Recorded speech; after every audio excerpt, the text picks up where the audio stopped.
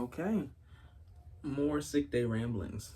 I was saying I should make another video around this because there's a lot to this conversation, but well, I guess I'm doing it. So yeah, um, let's talk about Black identity, right? This is gonna be fun. Again, I don't know everything. I'm just like history and anthropology, and I have conversations with people about this. So, um, just stretch the muscle, I guess. Well, hope you guys are having a good day. So, race. What is race? It's so funny. We build so much around. I'm sick, 1 second. So much around such modern or short lived terms. Um, there's always been delineations of people. You are of this tribe, you are of this language, you are of this people, you are this area. Ways that people were separated, okay? And race is just one of those ways that has popped up over the years, but it's only a couple hundred years old. Also, language, right? Language is the way that we communicate observations and ideas by association to those things. So I'm going to do my best to break down those associations behind the words that we use. Okay? I'm just going to nerd out.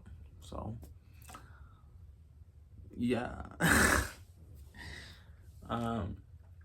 Black identity. So yeah, so there's race. I remember teaching my class, there's race, there's ethnicity, there's nationality.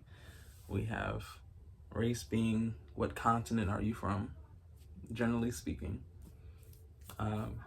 Nationality being what country are you from or what nation are you from. And ethnicity being what heritage are you from. Usually ethnicity and language go hand in hand, so much so that they have ethno-linguistic groups. Okay? So that means that usually an ethnicity is tied to a language, originally speaking. I know in the age of globalization, where the world is super connected, we have shared languages that do not reflect our ethnicity. Like I speak English, but I am not Anglo-Saxon. Okay? So some parameters to look at. If I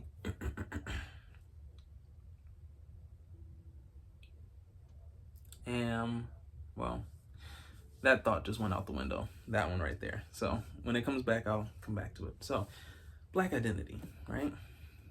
Black being the race, meaning you are descended from Africa. And yes, I'm counting North Africa in that. Descended from the original peoples of Africa. There's a lot of debate around who is and who isn't. There's always a who is and who isn't. But yes, for the sake of this video, we are talking about original inhabitants. There are diasporas into the continent of Africa, just like I'm a diaspora. I'm of the diaspora that is out of the continent of Africa. So I do not include the people who have migrated into Africa as Black, because their ancestry is from another place, if that makes sense. For the people group, okay? Now, I live in the United States. I'm coming from this perspective. I know that depending on which country you're coming from, there's a different weight put on one of these three different groups. Race, what was this one? Nationality, very good, and language or ethnicity. Hey, I'm sorry, that's gonna take my attention. What in the world? It's enlightening. Anyway, y'all saw it, there's just a little. So, yes, United States, that's where I'm coming from. We tend to put more emphasis on the race area, but I also, as a historian, anthropologist, enjoyer of cultures and history, I like to weigh in on that ethnicity portion. Also, as an African American, generally speaking, in my experience, we tend to rest heavier on the ethnicity. So, America, the country as a whole, tends to look at race. My people, at least from what I know, and I'm pretty sure I know my people, ethnicity. Where are you from? What ethnic or heritage are you from? Some terms, real quick, before I jump into it, because I don't know who's listening to this, but it's to make it simpler, nice and clear. When I say African American, pause. Perspectives in terms of talking from this. Your starting point, your paradigms you literally use to view the world and understand it. Sometimes I'm going to be stepping into mine. Sometimes I'm going to be stepping out. I'll be trying to shift into some other ones that I'm familiar with. But it's important to acknowledge and recognize that some people have different paradigms than you. We're working from different starting operating systems or understandings. Okay, so African American, when I say African American, I'm considering the peoples who have lived and survived through the enslavement period in the United States. I know it's confusing. We've been trying to make a name for ourselves for a long time. Afro-American, Black, those other terms. Solani has just popped up. To those who are on the outside looking in, I will say it is incredibly difficult work establishing a culture and a people while living alongside your oppressors. From what I have seen in history, most peoples who get liberated are also separated geographically from their oppressors. Can't speak for y'all up there in Europe. I don't know. But, hey, cut us a little bit of slack. Anyway, not too much though. But, yes. So we have African Americans. I've heard other diasporatic people say Black American in reference to us. The reason why I don't typically like that term, not to say, it's distasteful, but I think it's confusing. Whereas you all probably think the other term is confusing, but to be Black means to have ancestry in Africa. But that also includes people who are not from my heritage. See that? So when I want to talk about the traditions of and customs and cultures of my people, especially in a space where when African Americans ethnically are described as not having a culture or not knowing themselves or having lost themselves, these really antiquated beliefs, it's that same muddling that hinders us from saying, hey, this is who we are. So that is why I make a distinction in this conversation. Afro-American may be really clarifying if that helps you. But when I say African Americans, I'm talking about Afro-Americans or the 1600 Club, the people that made it through the enslavement period of the United States and civil rights and, are still here to this day. What's up, y'all? But yes, I know we're often referred to as Black Americans. Now, another cross section. It's gonna be, I hope this will probably be helpful for the beginning of the video before we go into the meat and potatoes. What was the other cross section? I forgot it. Shoot. Well, when it decides to come back, then we'll talk about it. So, Black identity. What does it mean to be African American? What does it mean to exist in this place? Um, I know, and paradigm speaking, I'm in my own paradigm. I know that I was brought up with a lot of beliefs and traditions. Now, we don't celebrate Kwanzaa every year. Excuse me, those days of remembrance and communion, family, and all those. Um, but coming from a Christian background, African American, Southern subculture, um, I know that there are qualities to the culture. So I remember there was this video, and it kind of got me a little hot, and then I touched the thermostat and I was fine. But the dude was like, name a core value in the black community, basically saying that we don't have any. One of the things my pastor told me from years ago is the issue is that we don't write it down. Now, oral tradition is huge in tons of different cultures, including some African cultures, pre-colonialization. And that same ideology of oral tradition has, just like many other things, made its way across the Atlantic with African Americans. So, simply put, just because something isn't expressly told and said, especially in the midst of cultural erasure, doesn't mean it doesn't exist. Some of the virtues that I have seen, loyalty, number one. Loyalty is huge.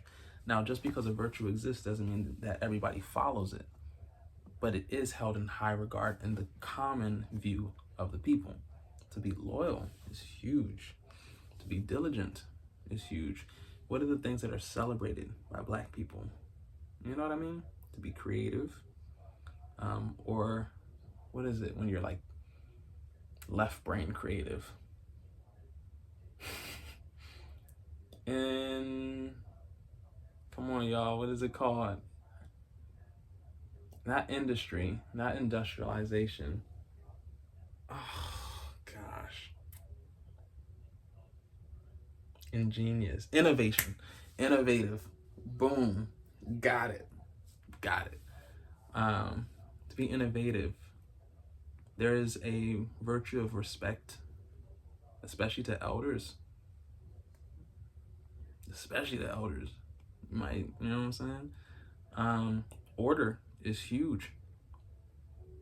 Now, well, not everybody, but people have different standards of order. But in terms of how things are kept, order is huge.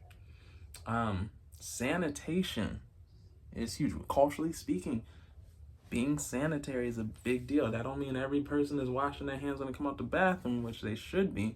But generally speaking, if you cough, you covering that cough. At least, not bathing is not an option. You know what I mean? Versus some other people groups may have different views on those things. So that's an example of some standards that exist. Now, are we gonna, do people sit down and say, hey, these are the standards of our people? Well, we all have that one uncle or father who say, yes, you're gonna know these standards. But generally speaking, I don't see it as commonly mapped out. What else? One of the things I remember talking to one of my Caribbean friends who had just got a hefty dosage of what it means to be black in America. And there was so much shock and outrage. This was during the era of, I think 2020 era. And I was like, hey, okay, because prior to, we had these conversations. You may be familiar with some of them, but why don't black people just get themselves together? Or why don't they stop asking for a handout? Why don't they just work hard to make their place in this country and then, go ahead versus,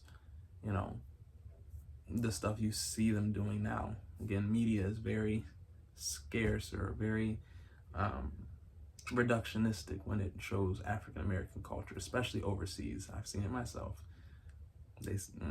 I'll never forget them kids. They said, you don't seem like a pastor. You seem like a hoodlum. You seem like a thug. You should be a gangster. And I said, all of my friends at home would laugh at the notion. I have a library card. Not to say gangsters don't. Look at you assuming. However, I'm not a. No, thank you. Anyway. But yes, we had those conversations.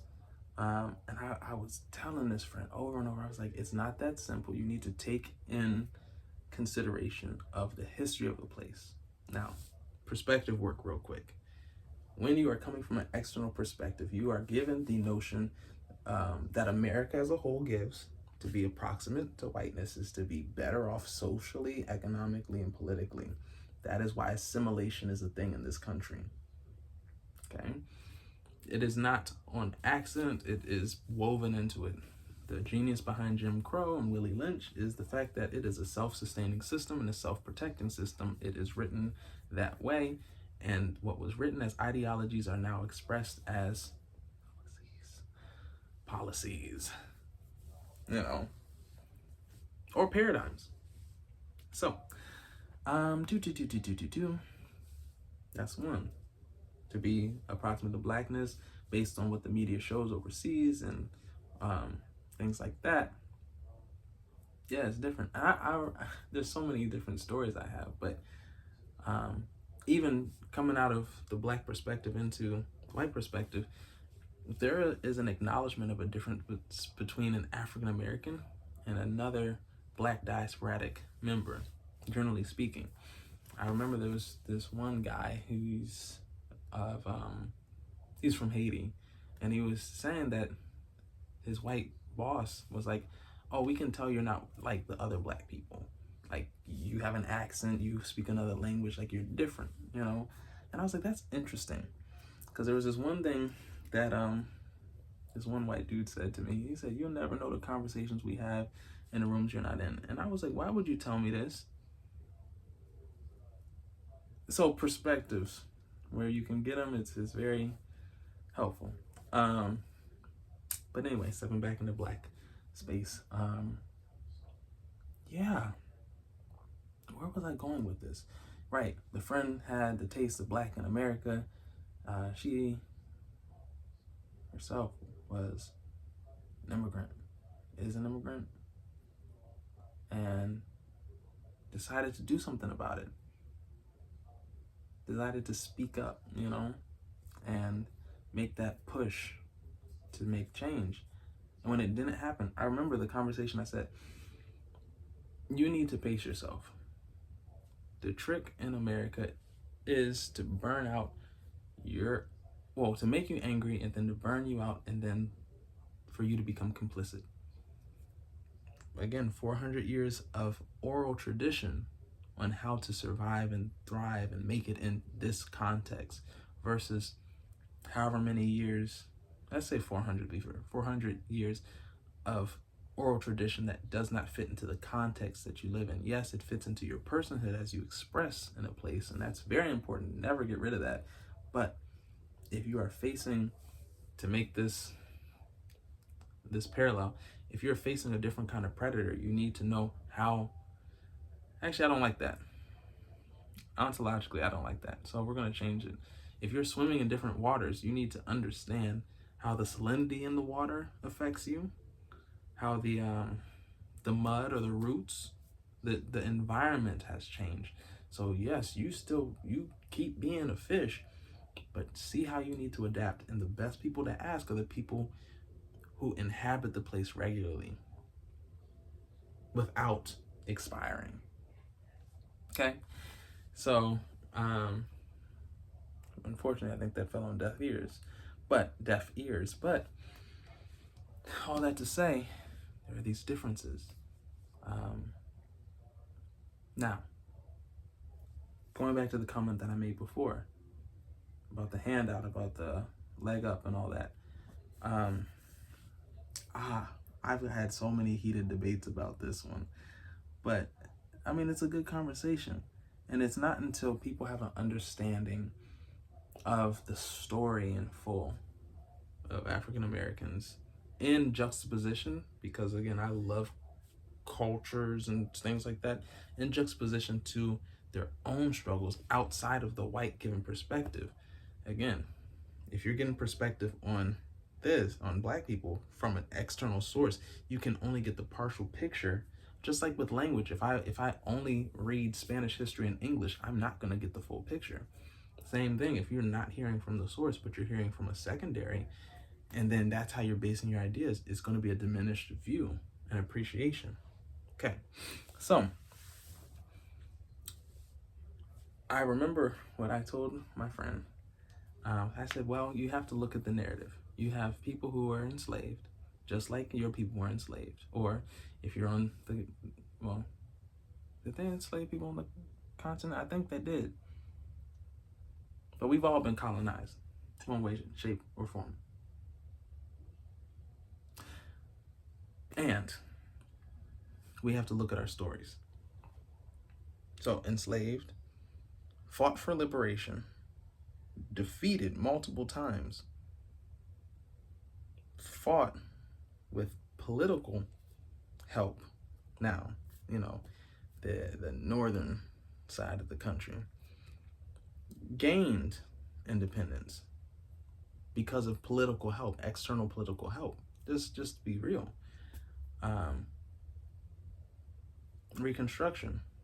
Now, this is the part of the story that I think my friends over here in the other diasporic countries aren't hearing, where we did run for office and we did pass legislation to make differences and we pursued political and economic advancement. When that subject is removed and you go straight from enslavement to Jim Crow to the crisis, then you're missing a step where the same African Americans who were creative, who married and had kids and were artistic and designed things and taught themselves how to read, pursued education, built their own schools while learning in it as teenagers. Those same people made a difference for themselves until the same political hand that oppressed them, that helped them up, came back around and oppressed them. Now, for a citizen or a person, because for a long time we weren't citizens in this country, but what is citizenship but an acknowledgement from a collection that you belong in a place? Anyway,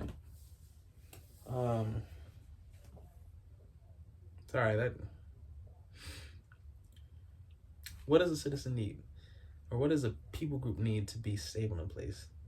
They need economic power. Now, when I say power, don't think in the terms of oppressor, oppressed, superior, inferior. Power is the ability to act based on one's desire, will, choices, etc. To do something. Every human being has a baseline of power, or autonomy, I'll say, right? It's part of being human. So, but I have to, clean these up a bit because I understand there's paradigms behind the words that we speak. Again, associations. So, economic power doesn't mean that I'm taking power from you. It means I have my own power. I have the ability for us to now interact or to not interact, but I'm able to make the changes I seek to make.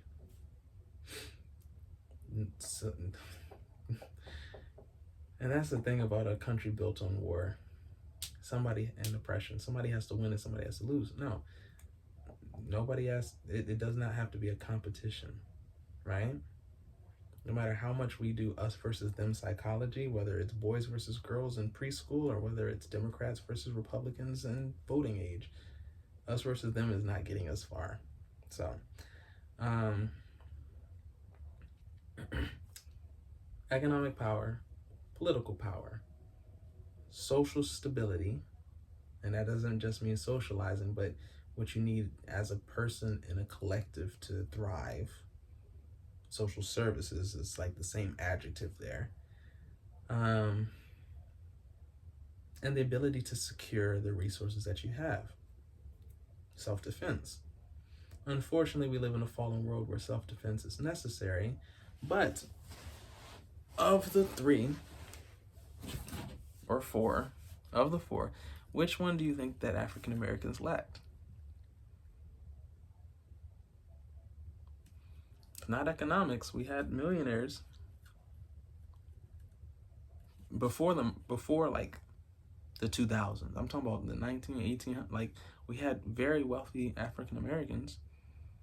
Now, did they continue to support? That's another question for another day, because classism is another topic that influences our beliefs and thoughts and what we choose to do with our money.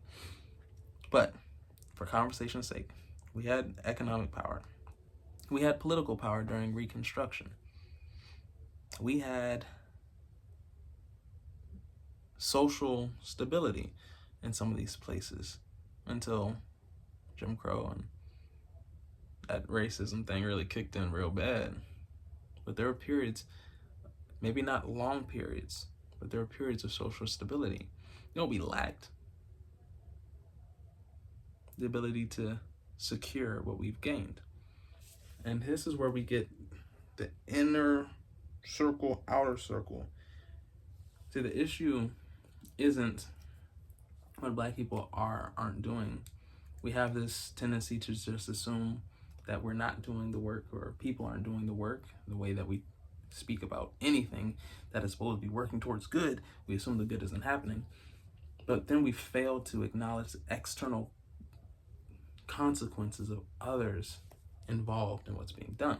So when you have a Black Wall Street and internally the people there are thriving, the external that comes in and destroys it, we need to, have that be part of the story, right? So when we get into elected office, and then there's, it's still political tactics that are done to keep us from getting political power, and they're voted out because it's still a voting system. And the same Black people who are able to vote in the last election can't vote in this election because, you don't earn enough money because the wage isn't high enough for the fee that's being provided. Only those who have had hundreds of years of profits with no, expenses, no business expenses, no workers to pay, right? Not because there's no workers, there's just no pay. They can afford it. Or, you take people who were banned from being able to read and give them a literary test before they could vote. You risked death to learn how to read. And some still learned. But some isn't enough to change a political decision in a democracy, republic, whatever we are. So, yeah, those notions aren't typically talked about. And again, I'm going to say it again, oral tradition, the passing down of a heritage, of a story, of a perspective, a belief system from generation to generation. It's beautiful, it's resilient, but it's tired. Currently, see, I like philosophy a little bit, and I hate nihilism the most. The belief that all things work towards no end. There's no points to anything because it's all random and just fades. So what's the point, right? It is tempting, but it is really destructive. So you have the people who made the advances and got them stripped, beaten, killed, taken, stolen from them. Then you have the resistance during the civil rights with respectability politics, which is, if I can appeal to your better nature by being like you, assimilation in some terms, then perhaps I can prove that I belong on or at the table that you've set, with legs you've stolen and food that you've stolen, and table from my backyard and food from my backyard. Anyway, Um, yeah, that's but civil rights happened, and again, political help. We had legislation changed. So, in living with the oppressors and those white people who are allied to the justice work of making sure all human beings have the decency and the safety and the stability to live in a place, yeah, there has always been a needing to carry the minority voice into spaces that we ourselves could not get into or could not keep because of the structures and powers that be keeping us out of those spaces. But there's been a lot of effort over the last 300 years, 400, 300 years, 200, autumn years, all of it. There's been a lot of effort. And so what I'm seeing, you have civil rights, you have we tried it the peaceful way, we had the riots afterwards because, and let's not pretend that black people are the only people that riot. Ignored, silenced, oppressed, hungry, in pain people are the people that riot. We've got to shed this gradient of whiteness to blackness. No, human beings. We can't celebrate one person's riot and then dehumanize or look down on people rioting elsewhere. Political violence, another conversation, another day. But the bias of one for the other, no good. So, what else is there? Let me see. So yes, civil rights. Yeah, the 70s and the period from the 70s to 2000. That's the period I want to like look into. But you know, and I got to go back and study the Harlem Renaissance some more because context is so cool. I didn't know what was happening during the Great Depression. Whose depression was it? It wasn't ours, apparently. Whoa. So, yeah, a lot of stuff to look into. But the 70s, 80s, 90s, really looking to embrace the identity, the culture of being black. Now that we are free and we have political stability to then get us economic stability and beginning to afford us some social stabilities. Like, it's not perfect, but that was what was afforded. Yeah, there was this exploration. There was still some racism. Well, let's not say some. There was still racism. But there was advancement. And somewhere in there I was born. And there's still advancement. However, I remember coming up in the early 2000s and learning history, then looking at the country, and I said, it hasn't changed. The pattern is still here. It's just hidden. I mean, the traditions of you have to work twice as hard to be accepted in space. Excuse me. And you have to make sure that you aren't in any shady spaces, or else you assume to be the one doing the shady business. You have to watch how you present yourself, or else you will be assumed to be the perpetrator, not the victim. All of these things, you know, plus personal stories of injustices that has happened in my own family within the last 30 years. Good night. I'm 30 almost. Man, yeah, it's interesting. Now, in seeing the rise of social media, I was there when it started, and in seeing the unmasking of America, and I am referencing, there needs to be a delineation because, like my ancestors would say, you know, this is our country as well.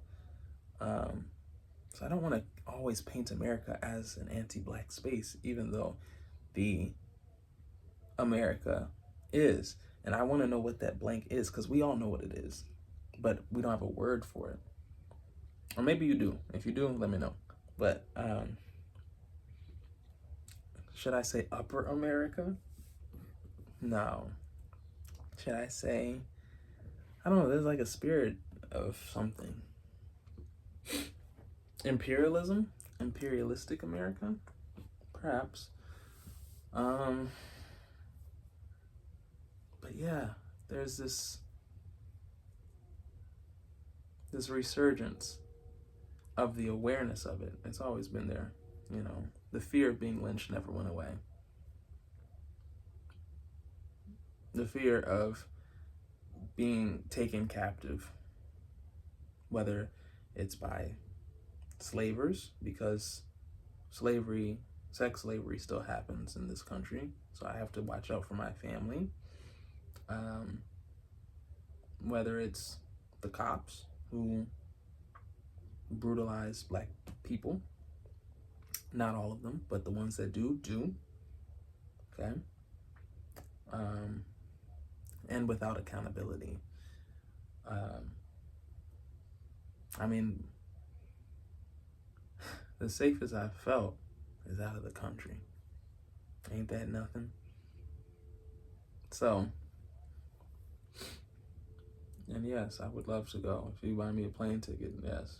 But, you know, this is where I am, where I'm from. But it'd be nice to be able to have where I'm from. That would be nice. Anyway, so we have the modern age where we look back and see resistance to struggle. And of course, there's many different types of African Americans. And again, this country was developed, or is literally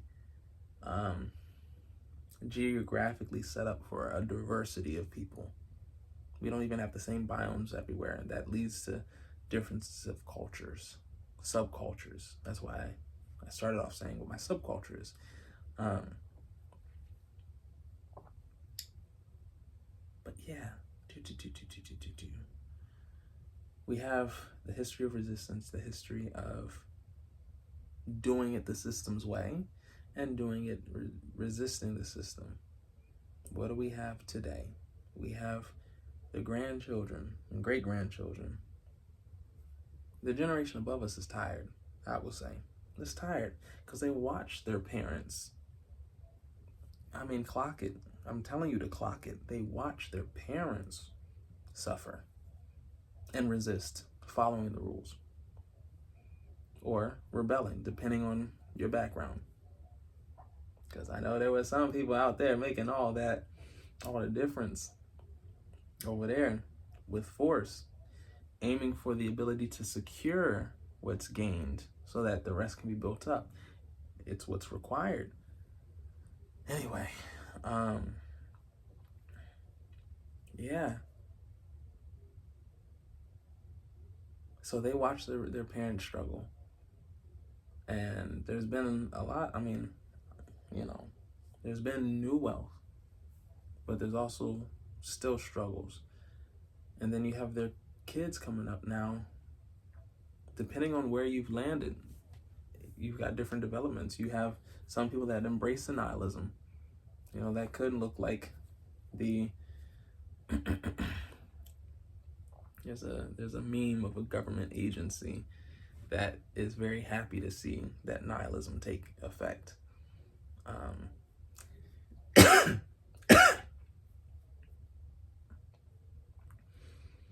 There's those who are academic that have come up and are able to reach colleges sometimes for the first time in their family, and to step into spaces where resource or awareness of how big the world is becomes available. Because sometimes people haven't just seen past their neighborhoods. That's not how I came up, but when I meet people who have, I'm like, wow, wait, you haven't been out of the city, your state, your country, like you haven't seen the rest of the world. What you see determines what you believe is possible. I'll never forget when I was in high school, I went to a multi-ethnic school. I knew that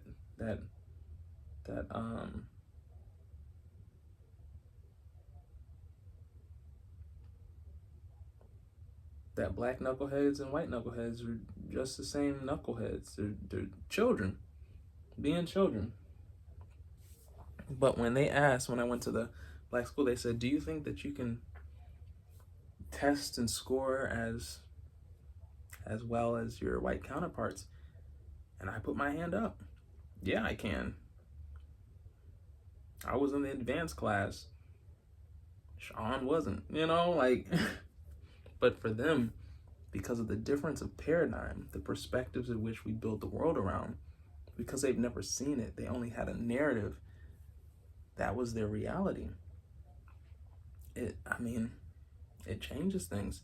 I remember, because I've been around some upper class people, and they don't get it. They really have to step outside of their context humbly and either sit down, not even serve, because sometimes serve is the blue racism, where you say, oh, those poor people, oh, they need our help. Oh my goodness, let me just take care of them. Reminds me of the time where they was talking about some black people don't have licenses, so we need to take away the fact that they need licenses to vote. I was like, what?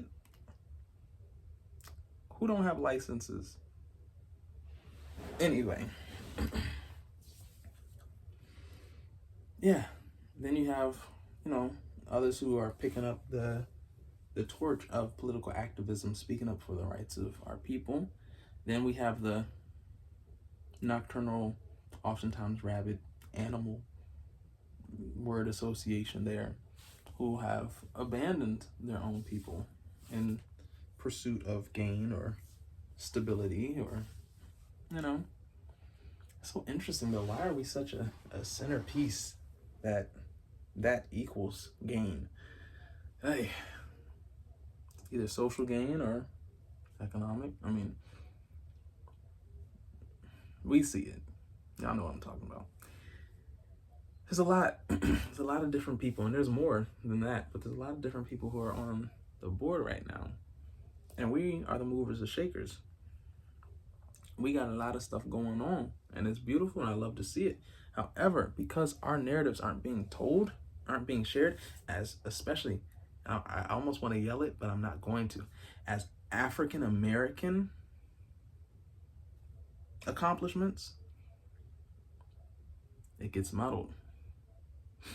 And when it gets muddled, not to say that credit is everything, because it's not, but give honor to whom honor is due. When it's muddled, my African American accomplishments become black general diasporatic accomplishments. And then when it's general, those who assume themselves to be acceptable, but assume others to be unacceptable, cannot see that we are participating in the same things that are advancing us, and instead choose to remain in disdain. That's why I think it's very important to have distinction without disunity. To say, this is who I am, this is where I come from, this is why I do what I do. How can I do it with you? So, love my people. But it's also, again, important to understand what happens inside the house and what happens outside the house. You can have inside the house in order all you want, and the government come in and say, hey, we're going to take this farm away. Hey, we're going to take your house. Because that actually happened to people, by the way. Literally, look up what happened in Charlottesville. And even beyond just houses, like culturally speaking, you could be doing the work inside the culture, and as long as what's happening outside is negatively affecting, you either aren't going to hear about the good that's happening, or you're going to believe the negative story, or this will get erased and what's left of it. So I know me personally, I'm doing a personal project looking at African history and African American history and seeing if I can make a timeline, just because I like to, number one, but two, just to show the continuity of the progression of culture. I think that'd be cool. Now, when I'm African American, I'm dumb my people down, but It's so funny. There's such this fascination with Africa. Either there's the mythos or disdain. Diaspora wars incoming, where people either look down on Africa because of, again, media, what somebody is pointing out as the story for the overarching things. Where, I mean, it's the same on both sides of the Atlantic. When I went over there, they're like, oh, you African Americans, y'all like thugs and gangsters shooting guns and listening to rap music. And I was like, what? I hope that I have shown you another archetype. On this side, we're being shown Africa as this poor, water-starved, impoverished place. And I think of this as like antiquated. I'm like, yeah, that's what we used to think. But no, people still think of this to this day. But no, it's not. I mean, I've been to an African country. I have plenty of friends who oh my gosh, that sounds just like, but I have spent time learning the culture, the norms, and the truth around the cultures and the I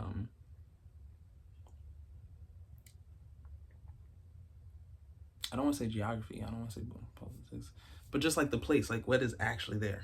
You know what I mean? Even about like some governments, you know, I've taken the time to learn the people. Now, when I say the people, I don't mean the entire continent, because I don't know the entire continent. But for the countries that I have focused on and the people that I have met, I do take time to learn. I make space for their humanity as flavored by their culture and ethnicity. Now, on the other side of the Atlantic and in the Caribbean, I've noticed that there's like a larger emphasis on nationality.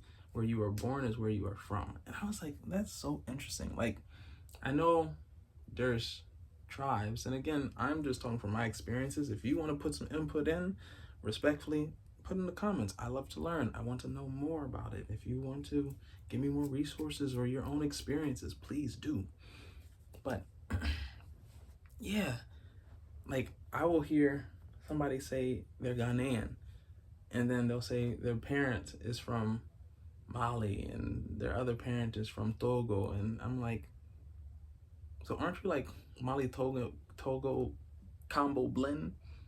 But no, what I failed to realize is that the nationality, and we're gonna make some parallels here, the nationality is the same as me being American. You know, yeah, I'm born in America. I don't like saying American because again, we tip towards heritage, but American, you know, Ghanaian. If you go the level beneath that, okay, you may be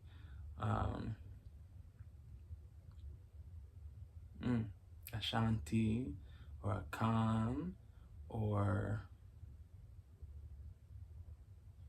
I'm trying to think of another one.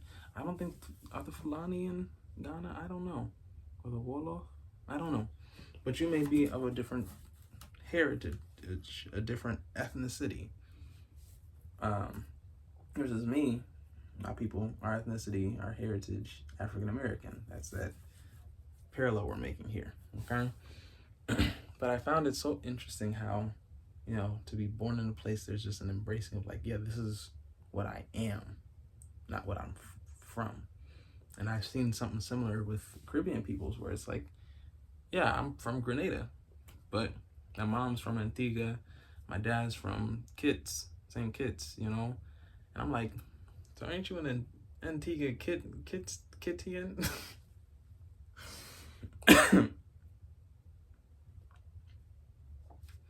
But nah, it's that same thing that I noticed. So it's just something interesting that I noticed. Now, there's a lot more diversity in this conversation.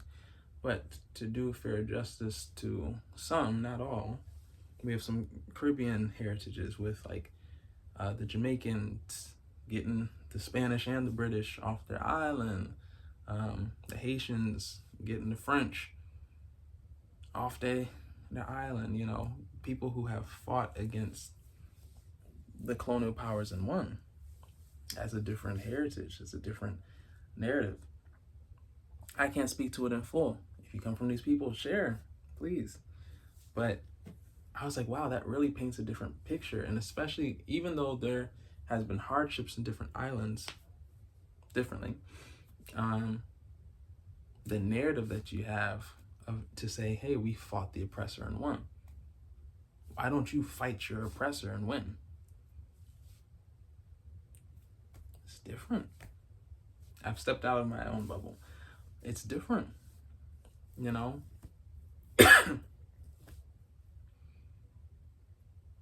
Excuse me.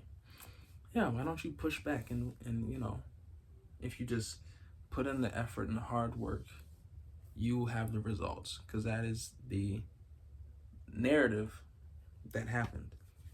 Now, that is an oversimplification because these aren't my bubbles, but it's just from what I've heard, from the conversations I've had, and from what I've observed. Okay, on the continent, you know, you have colonization, decolonization, and even learning about West Africa specifically, how like there's still this sort of appreciation of the UK and Europe, this high mind or high society or the civilized, which is really being accepted based on, colonial standards or European standards. It's interesting to see that exist, because African American heritage, we reject assimilation. We are our own people. We can code switch because we need to access political, economic, and social stability. But we are our own people. We're not trying to assimilate. Generally speaking, you know, there's some. But over there, there's a population, not all, but there's a population that seeks to still assimilate, you know, to a certain degree, or at least to have a duality, you know, almost like with the weddings, to have the cultural wedding and then to have the white wedding, to have both, you know. It's interesting. What else is there? I have heard there are some African people who are looking to lean more into reclaiming, I guess, African identity more, pre-colonial, you know, not just the lines that Europe wrote in the earth or on the maps, but to see the reasoning, the beliefs, the essence of their culture before it was interrupted. You know, that's interesting to see. I know that in the South they're talking about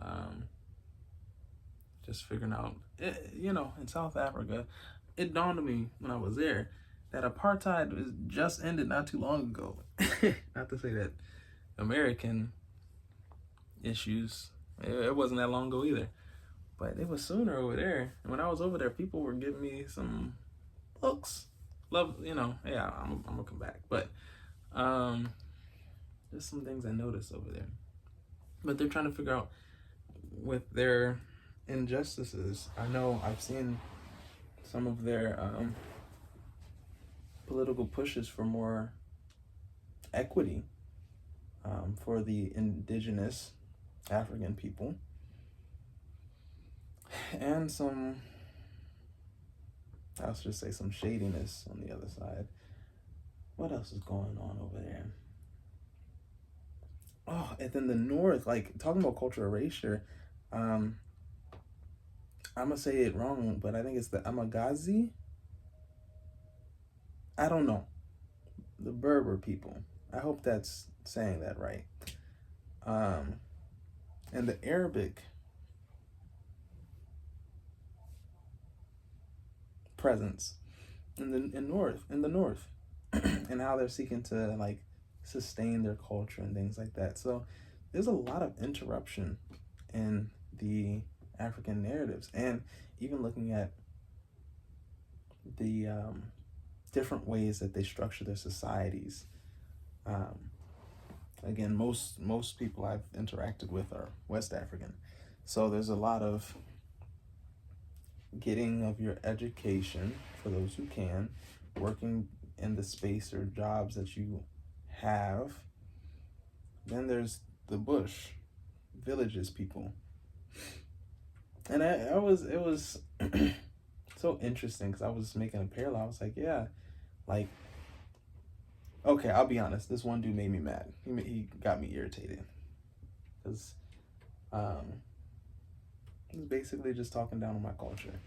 And, you know, I said something distastefully, but I did say it's worthy of like looking into how other people come to this country for advancement as immigrants, but we're expected to advance in the place that we're in, and then we're judged by the standard.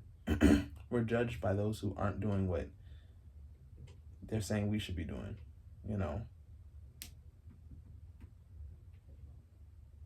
It's just interesting. I'm sure there's a lot of nuance to it,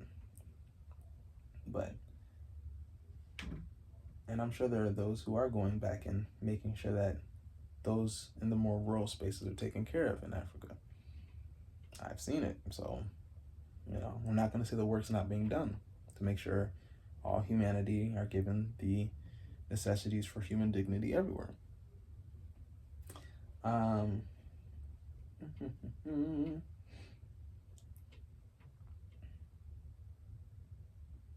Yeah, decolonialization, all of those things. Anyway, I don't know. I have to look into some more stuff. I'm still learning. I just wanted to ramble because I'm sick. But I do want to talk about this diaspora war thing, okay? And, you know, let's tap into the interplay of cultures, and then I guess that'll be it. So, growing up, okay, again, raised around my peoples, on both sides, African Americans and Africans and Caribbeans, raised around all of us.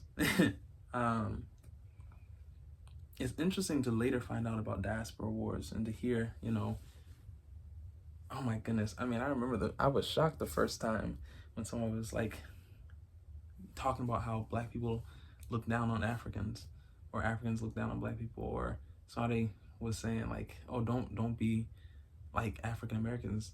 Their mom told them that before they came to the country. Or somebody said, you don't seem American to me. And I was like, first of all, thank you, because we have a horrible reputation overseas. But second of all, what do you mean? Like the way that you think and all this. I was like, this is interesting, right? Now, one thing I know is a strategy for tons of different things is to pit people against each other, right? So, yes, we are in a giant category given to us by external people, black, with the assumption that we should all be one, which is a Western concept from America, Pan-Africanism, to say we are all from Africa, we should all be on accord. Now, for those on the other side of the world, that may be a foreign concept, because while we are saying our heritage is African American, we are black racially. So when I look at you, I see black, I see my race, I see us. Those who are looking at ethnolingual groups or even country divides, because again, our blackness here exists within one country with very many different subcultures versus multiple countries with multiple cultures and subcultures. A lot of diversity. But we're assumed to be unified because we're all the same appearance, phenotype, so to speak. Actually, that's not even true. That's an assumption, but no, I can see the difference between us. And it's cool. I like that. I don't think differences separate us. They just make us distinct, recognizable. But anyway, but you know, even as Africa is still being not colonized, but neo-colonialization. Yeah, y'all got the Chinese coming in there. Yeah, and I don't know about the Caribbean, but definitely know about the Chinese in Africa right now. And I know the Francophone countries are trying to get free from France. About time.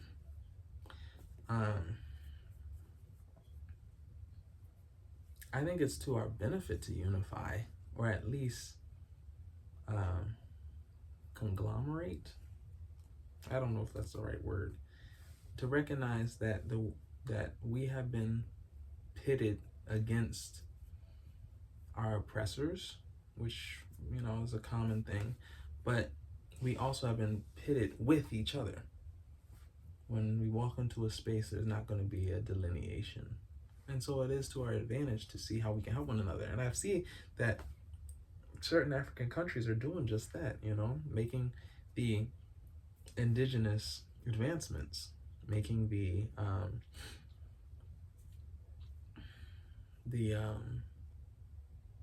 internet thing, the economic advancements. It's like I see it. I'm like, yeah, I'm rooting for us, rooting for y'all.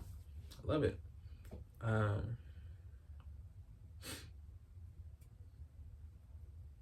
But I think going into looking across the ocean or the sea, we have to examine the paradigms with which we look at each other, And I've heard, it makes me sad or roll my eyes, but with the return to Africa being something that's economically destabilizing or, not good, it's almost like a colonializing instead of a reintegration. People go over there and try to be American. It's like, nah, it's a different continent, it's a different place. Go there, embrace the people, embrace their way, acknowledge it. You know what I mean? You may not have electricity all the time, or you might, depends on where you go. Do your research, but to assume the whole world is America and the whole world is like America is a horrible, fatal flaw. That's why I think it's best to get out of here at least once, so you know what's different. Yeah. What else? And to stop believing all the stories that you've heard from other people, and hear the story from the person. Learn from somebody who's lived within the oral tradition, and understand there's a diversity. The same way that I have to acknowledge the diversity in the Caribbean and in Africa, the same way that there should be an acknowledgement of the diversity within America. This conversation. And I remember, there was a conversation of, there's a couple conversations, okay? There was one where West Africans were talking about African Americans making use of their textiles. And I said, that's interesting.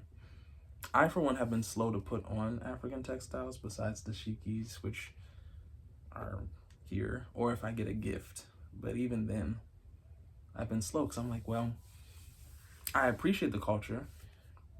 I am immersed in the culture, but I don't want to assume that I can just put on, the clothing. You know what I mean? I don't know. It could be a byproduct of me living here. But, yeah, I've always been slow to do that out of respect for the people, right? But then somebody brought it to my attention. They were saying, we need African American only spaces or events or something like that. Or not only, sorry, but centric. I was like, that's interesting. Why do you say that? And they're saying, well, there are functions that celebrate specific subsections of the Black race, right?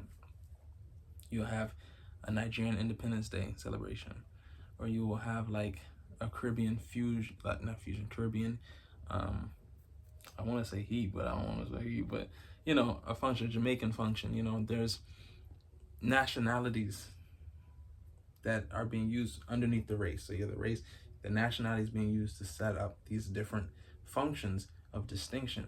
Yet when African Americans want to have a function of distinction, then it is Black again. You know what I mean? That could be a form of erasure of what is specific to us being washed out until we are unidentifiable. You know what I mean? Or unrecognizable to ourselves too, which I think is pretty rough. So that'd be interesting. What would it look like to host a modern African American space? What does that look like? Because many times people want to go back. Oh, you know, you want to go to that? You know where you need to go. The reenactments. No, modern. Taking in, oh gosh, what's the word? But acknowledging what has happened to bring us this far, but also acknowledging where we are right now as a people. You know what I mean? How, you know, where are our thinkers, philosophers, people who are looking forward? I mean, nihilism is really growing in the West, and not only in the West, but the West being in the United States, just to get more specific. But you know, what comes after our dreams of the space age and technology? This lighting is rough. Sorry. Can I use my lamp? Oh, it's bright.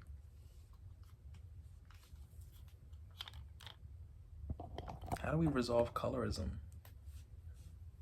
Oops. Jumped into another topic. This light actually makes me want to go to sleep a little bit. But yeah, that was something else I was going to talk about. So we need to be for each other, not against each other. And we need to see each other not by the assumptions or not by the stories that third party or second source people have given, but actually learn to hear from one another. What does it mean to be a third culture kid? What does it mean for you to come to this place and not assimilate to blackness? Not assimilate to African American culture, to be African in this space and to be acknowledged and respected. That's how I came up. Oh, you're Nigerian? Give me your actual name. Don't give me your short, give me your full name and give me a couple days to get it. But I'm gonna get it. You know? When you bring that food in, don't assume it has to. Because I remember somebody was telling me how they would come in with their lunch and people were like, oh, what is that? Ew, it stinks. You know, give me some. And I have some for you. Let's bring back exchanges culturally. Let's get rid of assimilation. You know? I'm just saying. Let's come to know, and I know globalization's made it difficult because what used to be a couple people, groups bumping into each other, now it's like thousands bumping into each other.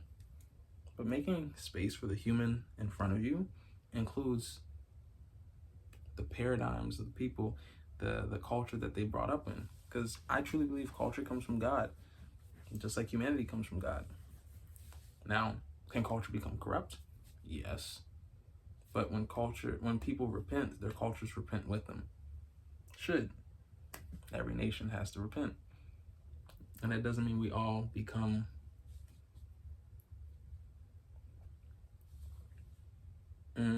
what's that word? I know the chemistry word for it. We don't all become carbon copies, but we are all unified. Just like a unified household has different personalities. You know? Just thoughts. But yeah, the biggest thing I want to see change is the language. Let us not talk bad about each other. We all went through the same struggle. We got out of it differently. Let's have some compassion. If you don't know someone's story, learn it. What does it mean to be exploring decolonialization from imperialistic powers in Africa? What does it mean to be struggling from the after effects of colonialization in the Caribbean and still struggling with puppet kings? I know what I'm talking about. Puppet kings. What is it look like to migrate to another country and feel like you're lost. I loved being around my international friends. My favorite thing was to make space for their culture. Now, can somebody do that for my culture? I appreciate it. But anyway, like, yeah, I know you're far from home, so let me not make it feel farther. You got a song? You don't know it. You don't know the language. Well, guess what? Play it for me and give me about a week. I'll get that first line down. You feel me? You know? Why? Because I want to host well. I want to make space for people. You know? Be kind to the foreigner. That's in the Bible. Because you were once foreigners. Now that, you know, hey, I ran with that. But yeah. Also, pet peeve. I can't stand when people make that kumbaya joke. Oh, we're going to circle around and have a kumbaya moment. I consider that to be anti-black. Why? Because, first of all, that is a dialect. It's a language. It's a dialect of a black people group. Second of all, that is a Christian song. It's a Christian song. And it's literally asking God to be with you. But we make, you know, people make light of God and stuff, Christian stuff, and make light of everything. But I mean, yeah, man. We need to have some kumbaya moments. All of us sitting around, communicating with one another, having a moment of unity, and asking the Lord to be a part of that. What's mock-worthy about that? Shoot. Hi. Anyway. I'm just saying. Let's show proper respect to one another. Show that love. Explore cultures, but don't feel the need to masquerade, lose oneself, or make someone else lose themselves. All the things. All of it. So, and you know what's funny? I enjoy like finding out that people who weren't African American also participated in the civil rights movement. Like, I was like, oh my gosh, look. Like, we weren't so separated back then, even biracial people. It's interesting when they made the shift from being black to being white. Love y'all. But culturally speaking, back in the day in America, if you had any black, you were all black. Nowadays, it seems like they are being put forth as the not poster kids, but as the ambassador for white culture, because they're given an indescript middle ground that they feel the need to defend to exist. It's interesting. It's interesting, you know? But, hey, I'm tired. These have been my thoughts. Of course, I don't know everything, so please, if I missed something, share it. If you want me to know something, I mean, just like, how can we grow together? How can we learn to love one another? Yeah? How can we consider ourselves and someone else? All these things. I just love my people. I know that. All right. And you know what? I love all people. I love my people. All right. I'm gone. Grace and peace. This has been Ramblings with Jaden. Peace and blessings. Goodbye. Goodbye.